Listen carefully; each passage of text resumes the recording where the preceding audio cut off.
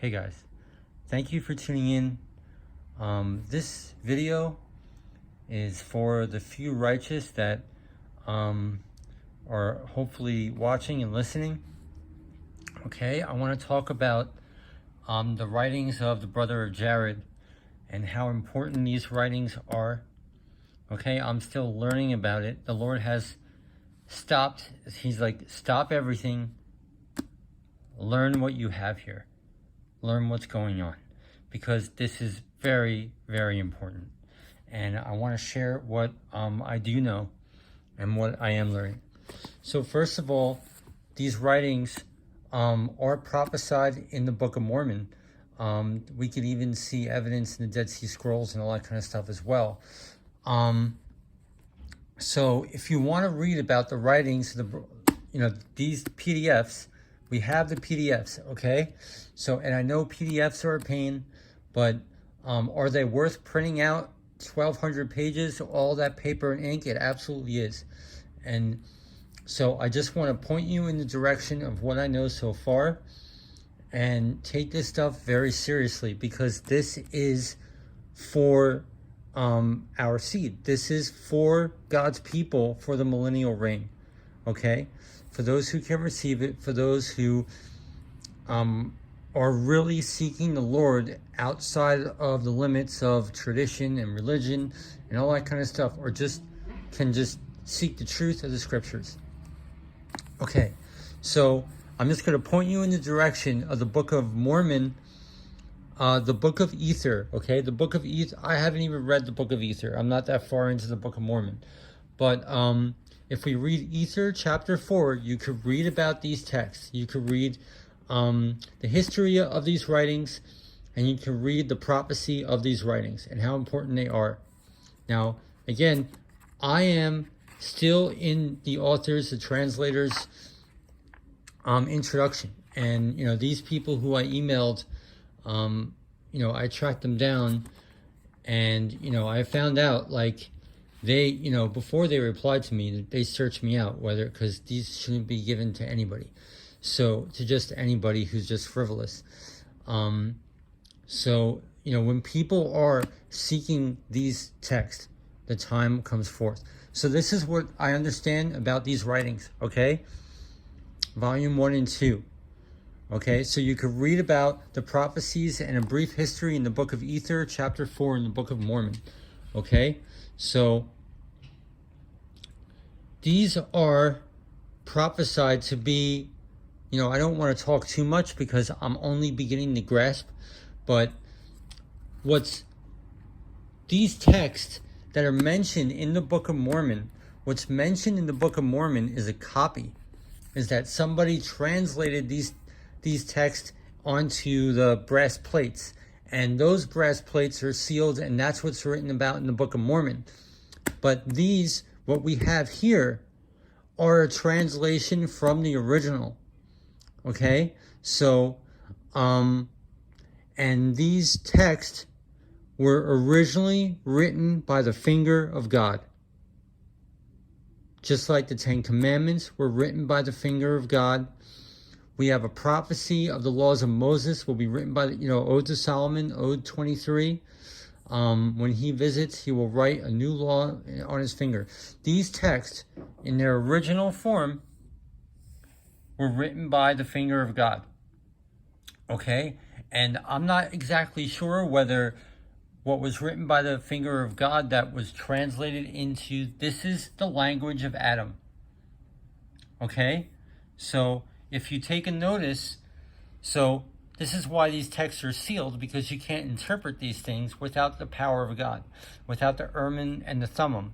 And these Urim and Thummim, these stones, the breastplate of Aaron, so to speak, is actually in the Dead Sea Scrolls. This text is likely in the Dead Sea Scrolls. It's called the Book of Meditation. It's really fascinating. The author knows what he's talking about.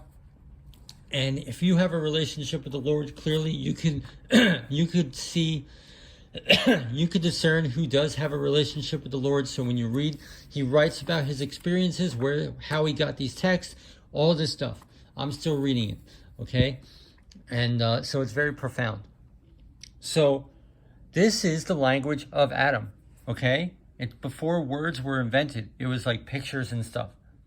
And do you notice the similarities to Mayan culture? So there's a connection between the Mayan writings and the original writings of Adam. So this makes it makes clear why, the whole Book of Mormon, why Christ visited the Mayans, this whole thing. I'm still trying to figure out this connection, but what I can discern is this: if you could accept the truth that we learn from the Nag Hammadi scriptures, is that when Adam and Eve were made, I'm under attack, so bear with me. The word Elohim, our fleshly bodies here, which are imperfect, God is perfect, we were made in his image, but every fleshly member were made by angels and demons, okay? And people have a really hard time accepting that, but that is the truth. So it makes sense if this is the language of Adam, and look how close and similar it is to the language of the Mayans. And the Lord allowed me in my walk, when I was investigating the Mayan culture, I just happened to read an excerpt in the Museum of Natural History saying the Mayans started from the quote-unquote serpent in the sky. So the Mayan calendar, the Mayan civilization was founded on Satanism. It was founded by the serpent. So it's very interesting how Adam's language is similar to the Mayan language. So there's a connection there. It's very interesting. And I want to divert you to Psalm 85. We've already covered this dynamic. This is why we're supposed to love our neighbor as ourselves. Because though in our earthly tabernacle, we are all one. We are God and the devil in this earthly tabernacle. Love your neighbor as yourself. Okay? Very profound. So let's talk about the context of these writings. I just want to encourage the few righteous that are listening, print out these PDFs. It's worth the paper and the ink, and read this stuff. Start reading this stuff. Ask the Holy Spirit to show you. Now, if you do start reading these stuff, unfortunately, the author's references to the Book of Mormon, if you want to cross-reference, he's like, this is written about in the Book of Mormon. The modern version of the Book of Mormon has more chapters to it to make it more palpable to read. It doesn't mean the text is different, but there are more separation in chapters. So his references are the older version of the Book of Mormon. So it's very hard to find the original references. You have to do some adding, and it's tough. So so you might find that that's going to be an issue.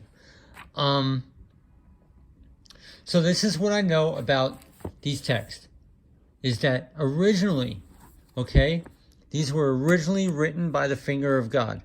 I'm not sure, so I don't have the excerpt in this. So what is the content of these texts? There is detailed, so these were written by the brother of Jared, and they were taken to the Americas and sealed in the Americas for the end time, because for God's purpose for America for the last days. So this plan has been in fruition since the days of Jared. And the contents of these texts are detailed history. I know this stuff because I see the stuff, the deep stuff I've learned in my studies. I see it in here. You just know it's truth. There's deep details, prophecies about Jesus in his early life that are not in our Bibles. For example, I read about his baptism of John, when John baptized him. And you're hearing a record, not just like the cliff notes that are in our Bible that just give us the prophetic symbolism. We hear as if we're watching the movie, as if we were actually there, and as real life. All right, these are the accounts that are in these texts. There are prophecies about Joseph Smith. I want to do videos on this stuff. There are prophecies and histories in here that are deeply, deeply profound truth. And, like in the Book of Mormon, it's prophesied that this is, I don't want to talk too much because I'm only learning about this stuff, but it will truly bring us deeper to a closer walk with God, and to a closer walk with Christ for those who want truth and not their own safe ideologies and all that kind of stuff. And you know, it's an issue of the heart. So I just want to direct you to the Book of Ether, chapter 4, the Book of Mormon. I'll leave that in the description box below. Just read that chapter, and you can get, you know, there are many other references about these texts in the Book of Mormon, but that's a place to start. And, you know, like the Book of Mormon says, is that these were translated on golden plates, and those golden plates were sealed up, and that's what you read about the Book of Mormon. This is a translation from the original. So this is more precious than what has been hidden and prophesied in the Book of Mormon. So, and it's very profound. So if you want to read, well, you know, how did the author get these? All this kind of stuff. Yes, they are our brothers and sisters. Yes, they are prophets of God. This is real. And yes, these texts are very important.